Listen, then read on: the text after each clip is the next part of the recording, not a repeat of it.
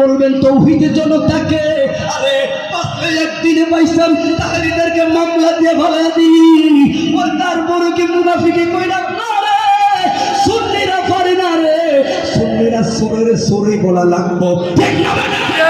ওরে বন্ধু বন্ধু রে, কার মাহফিল করে না, ঠিক না বেটা? বাঁচলে একদিনে বাঁচবো। এবারে বলে হুজুর তোরে এই গ্রুপ তৌহিদি জনতা চিনার উপায় কি? আমি তো কারো ব্যক্তিগত দলের কিবা নাম ধরে বলি নাই, ঠিক না বেটা?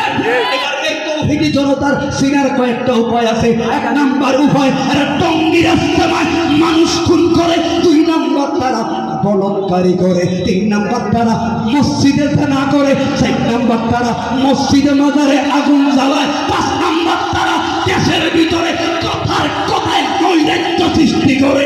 এদের পরিচয় হলো তৌহিদি জনতা। এবার বলুন সুন্নি কারা? পরিচয় কিরে? আহলে সুন্নাত ওয়াল জামাত। তাবিদের জমানায় খুলাফায়ে রাশিদিনের জমানায় পরিচয় কি?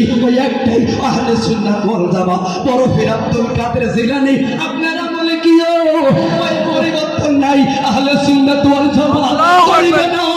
আপনারা বলে কি আহলে সুন্নাত ওয়াল জামাত।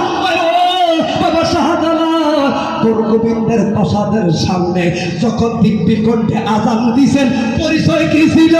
তখনও ছিল আহলে সুন্নাত ওয়াল জামাত। মাইজভান্ডারীর আমলে আহলে সুন্নাত ওয়াল জামাত, শেরে বাংলার আমলে